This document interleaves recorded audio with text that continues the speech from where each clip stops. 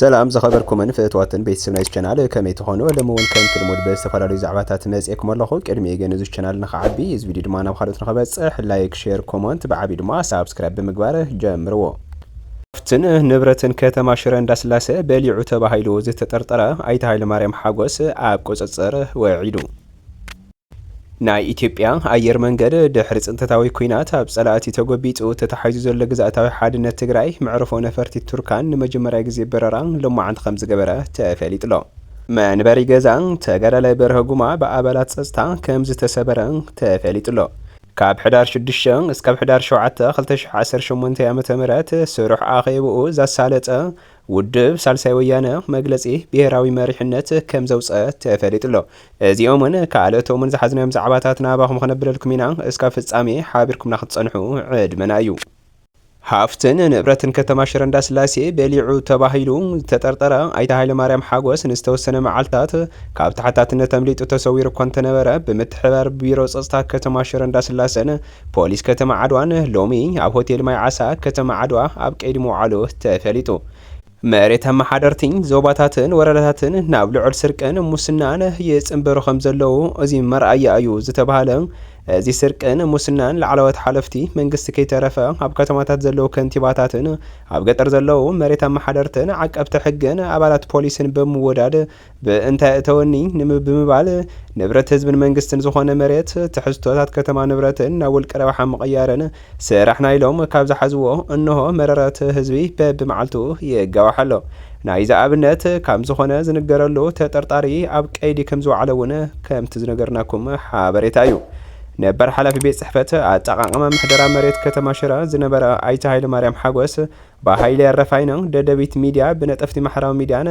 አክቲቪስት ከተማ ሽረ ዝቀረበሉ ዘለዎ ቀሰታት ኣብ ዝነበረ 2 ዓመታት ብዙሕ አጠፋፊ እዩ ዝብል ክሲ ኣብ ዝሓለፈ በማሕበራዊ ሚዲያ አቢሉ ከም ዝነጸጎ ዝዝከር እዩ ሕጂ ግን እቲ ጥርጥር ሎሚ ድማ ኣብ ትሕቲ ቀይዲ ከም ዝወዓለ ይዝረብ እኳ እንተሃለወ ነገር ግን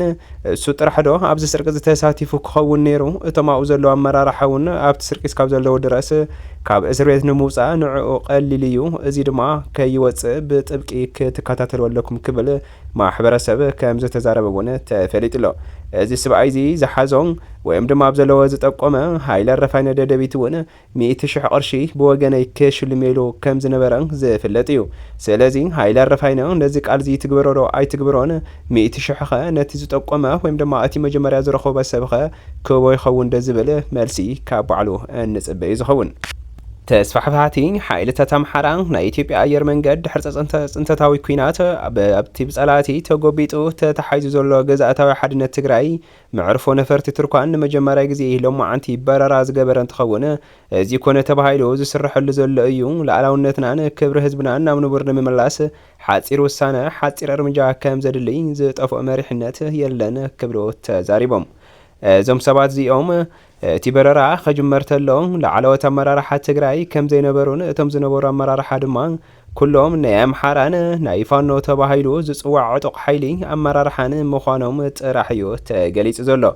ይኹን ደኣ እምበር ህዝብና ናብ ምዕራብ ወይም ድማ ናብ መሬቱ ከይተመለሰ እዚ በረራ እዚ ምጅማሩ እዚ በረራ መን እዩ ክግልገለሉ ተባሂሉ እውን ሕቶ ዝቐረበ እንትኸውን ዛጊድ ግን ዝተባሃወ መልሲ ኣብ ዝቐረባ ግዜ ተፈናቀልቲ በፕሌን ዝደሊ በፕሌን በመኪና ዝደሊ ድማ በመኪና ካብ መቐለን ካብ ሽረን ኮነ ተባሂሉ መምላስ ተመዛበልቲ ስራሕ ብዕሊ ከም ዝጅመረ ተፈሊጡ እዩ ክብል እዮም ገሊጾም ዘለዉ ይኹን ደኣ እምበር እቲ ኣብ ዘሎ ተስፋሕፋሒ ሓይሊ ከይወፀ ከመይሊ እዩ ህዝብና ናብ ከኣቱ ወይም ድማ ብና በዓል ምሕደራ ዝመሓደር እንተዘይኮይኑ ከመይ ገይሩ እዩ ናብኡ ክኸይድ እቲ ጸጥታ ከመን ክሕልዎ ዝብል ገና ምላሽ ዘይተባሃቦ ዓብዪ ሕቶን ንህዝብናን ድማ ኣብ ዓብዪ ስጋኣትን ውጥረትን ዘእተወ እዩ ተባሂሉሎ መንበሪ ገዛን ተጋዳላይ በርሀጉማ ብኣባላት ጸጥታ ተሰይሩ ከም ዝተባሃለ ተፈሊጥሎ እቲ ሕዚ ዝወፅእ ዘሎ ሓበሬታታት ከም ዘመላኽቶ መንበሪ ገዛን በርሀጉማ ሎማዓንቲ ሰዓት 8 ቀትሪ ሰይሮም ኣትዮም ከም ዘለዎ እዩ ሓበሬታትና ዘርዱ ተጋዳላይ በርሀጉማ ኣብ ህይወት ዘመኑ እስካብ ዝነውሚ ዝነበረ ናጽንተት ኩናት ካብ ኩናት ርሒቑ ከም ዘይፈልጥ ዝፍለጥ እዩ يخون دا أمبر حججن مستنا تجري زل أمر رحان نايدو برايا زل أودا دبان هز برايا كم زي تقبلن برهج ما كبعتم حدا بمخانو ناب سلام حيل حرام ريت تجري كم زي تسأمبر زي فلتيو يخون دا أمبر تجرى لي برهجما حجاب حرام ريت زركب انتخون منبري جزء جن لو ما عن ساعات شو منتك أترين بحيل تتصها تسيرو كم زي تأتون كم زي تفتشنيو تفليت زلوا زاجد جن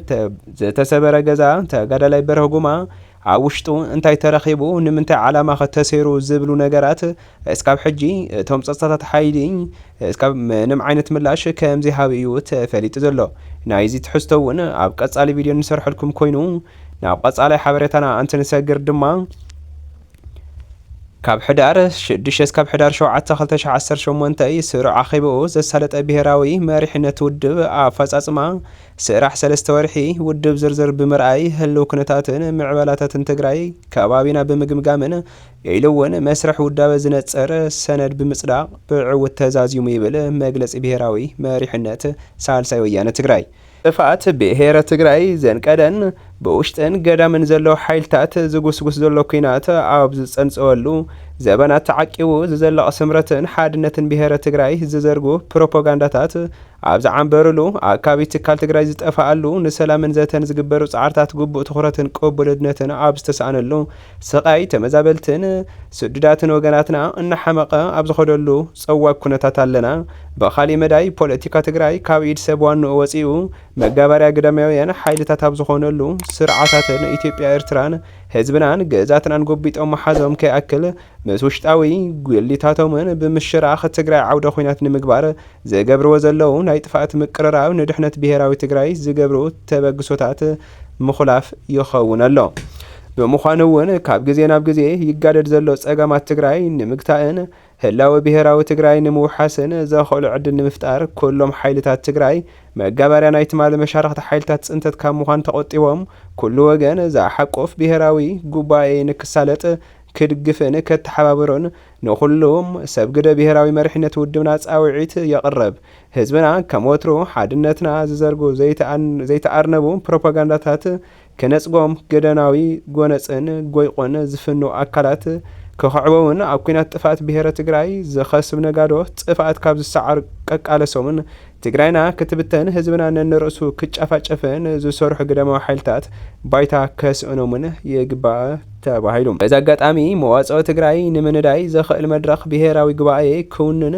ስሙሩን ምግባር ምስ ዝተፈላለዩ ሰብ ግደ ዝተጀመረ ብሔራዊ ዕማም ወድብና ኣጠናኺሩ ከም ዝቐጽለሉ ከረጋግጽ ይደሊ ብምባል ቃል ከም ዝኣተወ ኣፍሊጡሎ እምበኣርከስ ክቡራትን ፍትዋትን ተኸታተልትና ንሎማዓንቲ ዝሓዝናልኩም ዛዕባታት እዞም ክትሰምዖም ጽናሕኹም ይመስሉ ነይሮም እስካብ ፍጻሜ ሓቢርኩምና ብምጽናሕኹም እናመስገንና ድምሙጻኹም ግን እቲ ቻናል ንኸዓቢኝ እዚ ቪድዮ ድማ ናብ ካልኦት ንኸበጽሕ ከምቲ ልሙድ ላይክ ሼር ኮመንት ብዓቢ ድማ ሳብስክራይብ ከይገበርኩም ከይትወጹ